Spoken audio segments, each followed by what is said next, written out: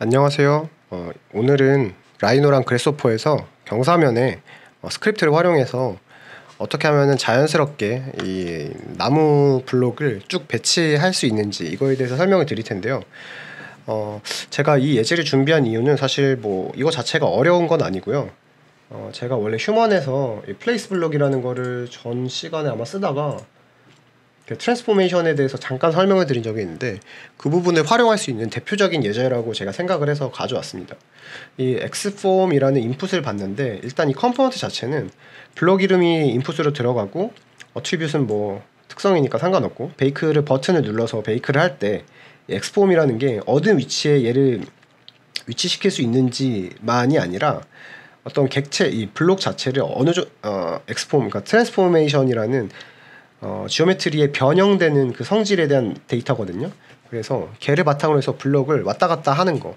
그러니까 그 이유는 저희가 실제로 보시면은 뭐 루미온이나 트윈모션 같은 거랑 다르게 enscape나 뭐 아니면은 뭐가 있죠? V-Ray 이런 애들은 각자 프록시들이 있지만 그 나무 블록 객체들을 여기에 설치를 할 때 똑같은 애들을 하나하나 수놓으면은 되게 어색해 보이잖아요, 실제로는. 그래서 그거랑 다르게 뭐 트윈모션이나 루미온 같은 경우에는 스캐터 하는 기능들이 있어서 얘네들의 높낮이도 조금씩 다르고 뭐 얘네들이 뭐 회전이 되는 각도도 조금씩 다 다르고 위치되는 것도 이렇게 일렬이 아니라 좀 랜덤하게 뿌려지고 근데 이런 부분들이 있으니까 걔를 할 때 그렇게 한 번에 배치하기 위해서 편리한 게 이 엑스폼을 조금 이해하셔야 되거든요.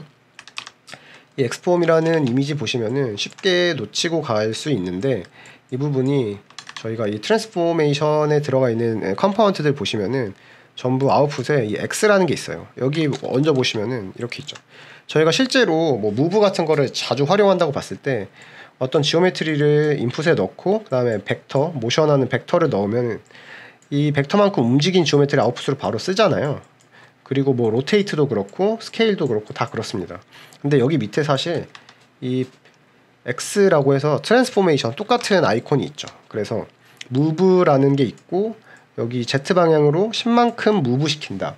이런 트랜스포메이션 데이터가 따로 있는데 얘가 실제로는 클래스가 따로 있고 다만 이 개발자는 그냥 이 무브라는 거 자체가 그러니까 실제로는 코딩을 할 때는 보면은 지오메트리가 따로 있고 얘를 이동시킬 때 트랜스포메이션이라는 클래스를 또 만들고 그 다음에 이 클래스를 여기 이렇게 받아서 넣는 거거든요. 근데 얘를 좀 직관적으로 활용할 수 있도록 그냥 이렇게 벡터 넣으면 바로 이동하는 방식으로 얘를 만들어 놓은 것 뿐이지 실제로는 다른 형태의 데이터가 존재하는 거라고 이해하시면 돼요. 근데 뭐 굳이 내가 이걸 알아야 될 필요가 있냐라고 하면은 잘 쓸 일이 없지만 이런 경우에는 알아두시면 좀 괜찮거든요. 그래서 일단은 순서 자체는 스크립트는 되게 짧으니까 금방 보여드릴 건데 설명이 좀 길 것 같아요. 일단은 여기에 난수의 점을 제가 만들어 놓고요. 여기서 블록 기준점, 그러니까 블록 배치 기준점이 있겠죠. 꺼졌는데, 네. 블록에 배치 기준점이 있으면은 얘에서 이렇게 이동을 시킬 건데 이동을 먼저 시키기 전에 이 나무라는 블록이 있으면은 얘를 스케일을 그러니까 100개를 뿌린다고 하면은 100개의 종류를 랜덤하게 스케일을 뭐 3배도 되고 0.8배도 되고 2배도 되고 이런 식으로 이 원점에서 얘네들이 일단은 다 스케일을 바꾸고 각각 회전도 다르게 한 번씩 줄 겁니다. 그리고 나서 맨 마지막에 얘를 무브까지 하는 거죠. 이 세 가지의 트랜스포메이션 아웃풋 데이터를 곱해서 각각 그 객체마다 여기 만들어서 엑스폼에 넣어주면은 얘가 이제 자연스럽게 배치가 되는 형상을 볼 수가 있죠. 그래서 계속 말하는 것보다 그냥 바로 이제 보여드리면서 설명을 드릴게요. 이 서피스를 일단은 녹지를 가져오고 다른 애들은 일단은 하이드를 하고요. 이 트리도 일단 지워주겠습니다. 얘 일단은 보시면은 원점 자체가 이렇게 잡혀 있고 더블 클릭해서 보시면 오크라는 게 됐죠. 베이스 포인트가 맨 하단으로 잡혀 있죠. 그래서 얘가 0,0,0에 이제 배치가 되는 그 블록을 만들 때 최초에 그거기 때문에 블록은 이렇게 블록 매니저 쓰면은 이 기록이 남아 있죠. 그래서 지워도 상관이 없는 건데 왜냐면 이 플레이스 블록 자체는 이름을 기준으로 해서 불러오는 거니까 저는 이 오크라는 데이터만 여기에 넣어주면 되는 거예요. 그래서 이렇게 할 거고 녹지 서피스를 제가 하나 인풋을 받아왔죠. 그리고 일단 몇 개를 뿌릴지 포퓰레이트 지오메트리를 연결해서 지오메트리에 뭐 한 200개일 수도 있겠죠. 200개 정도 하고, 그 다음에 그럼 점이 생기는데 뭐 형태를 바꾸고 싶으면은 여기 시드에 숫자를 조금씩 바꿔주면서 랜덤한 패턴의 형태를 조금 본인이 뭐 변형을 해주셔도 상관없어요. 근데 크게 뭐 차이가 없죠. 그래서 이렇게 시드를 가면 되고요. 일단은 첫 번째가, 얘가 아까 제가 순서가 조금 중요하다고 한 게 이 트랜스포메이션에서 컴파운드라는 컴포넌트가 있습니다. 그러니까 보시면은 이 인풋이 트랜스포메이션인데 as 리스트로 돼서 그러니까 예를 들면 이런 거예요. 무브가 있고 로테이트가 있고 스케일이 있을 때 리스트로 받는다는 것 뜻 자체는, 일단은 얘는 이러한 엑스폼 자체를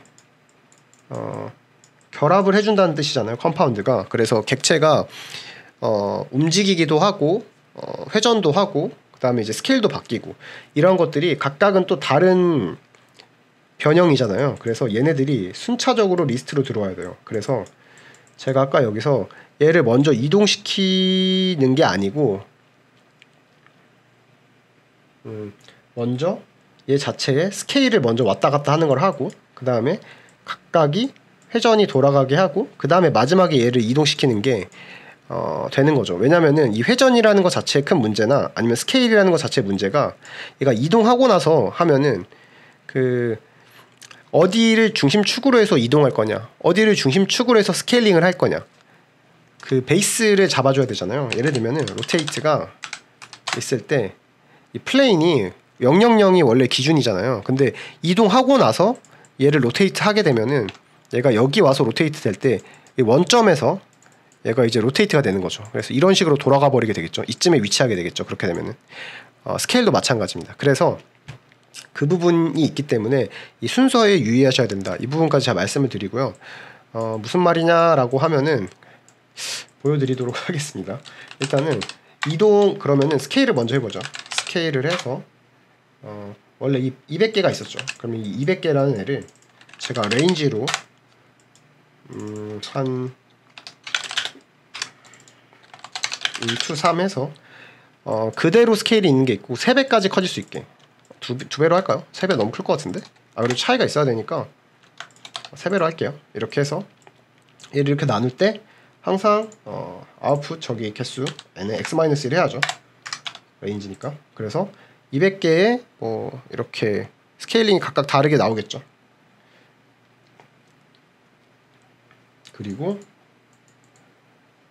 이 부분을 팩터로 넣었는데 이제 랜덤이 돼야 되겠죠. 랜덤이.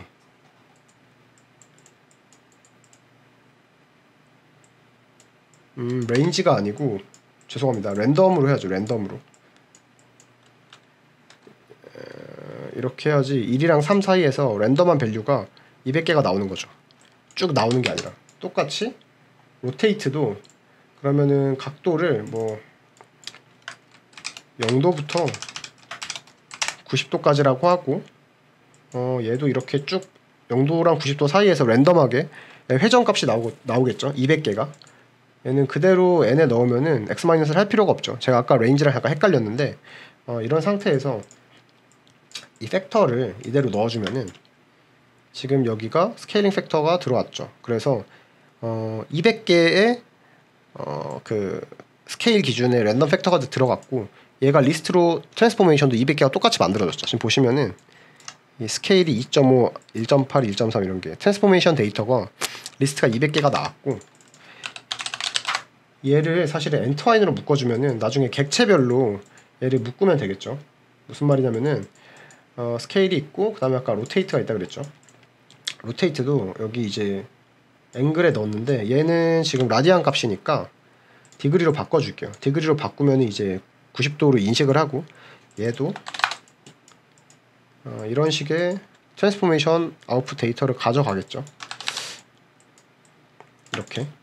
그리고 무브라는 것도 얘는 이제 벡터 2포인트를 해야 되겠죠. 그래서 원점에서 그 각각의, 그러니까 이거는 조건 자체가 이 블럭이, 그러니까 0,0,0이 이제 블록 포인트의 베이스 포인트가 최초 기준이 돼야 되는 거죠.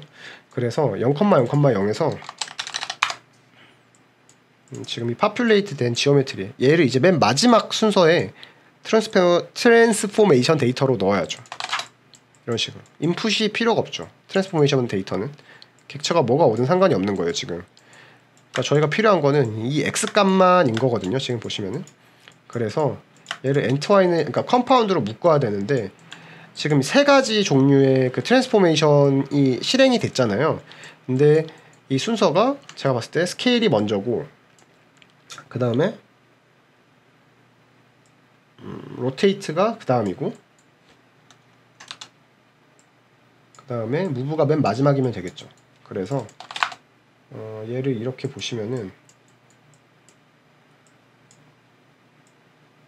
쭉 들어와 있는 상태인데, 지금 이 세 개를 한 번에 묶어야 되는데 지오메트리당 이 리스트 순서에 똑같이 대응을 하면서 맞춰야 되겠죠. 세 개가 세 개씩, 그러니까 객체 하나에 세 개의 리스트가 대응하도록 돼야 되니까 얘를 플립 매트릭스를 하면은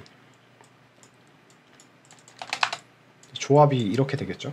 스케일 먼저 되고 로테이트 되고 무브 되고, 스케일 먼저 되고 로테이트 되고 무브 되고, 네. 이런 식으로 된 트랜스포메이션 세 개의 리스트를 컴파운드로 엮어주는 겁니다. 컴파운드로 엮으면은 이제 컴파운드 트랜스포메이션 3이라고 돼 있죠. 이 세 개가 묶인 거예요. 그래서 얘가 컴파운드 된 상태의 트랜스포메이션 엑스폼 데이터가 되는 거고, 얘를 이렇게 놓고 최초에 오크라고 돼 있는 이 블록을 넣은 상태에서 버튼으로 제가 베이크를 한번 해보겠습니다. 그러면 이런 식으로 됐죠. 그러니까 다 똑같은 오크인데 얘를 제가 지금 이렇게 한 거죠. 엑스폼으로 다 묶어서 배치를 시킨 거죠. 근데 너무 큰데? 그쵸? 오늘은 이게 끝인데요. 말이 되게 주절주절 길었어요. 사실 이거는 내용상 그러니까 스크립트는 되게 짧은데 트랜스포메이션 이 데이터가 무엇인지에 대해서 조금 소개해 드리려고 얘를 이렇게 작업을 해봤고요. 되게 간단한데 상당히 쓸모있게 되게 유용한 스크립트라고 생각을 하니까 이것도 여러분들 한번 보시고 필요할 때마다 활용 한번 해보시면 좋을 것 같습니다. 일단 여기까지 하고 오늘은 마치도록 하겠습니다. 감사합니다.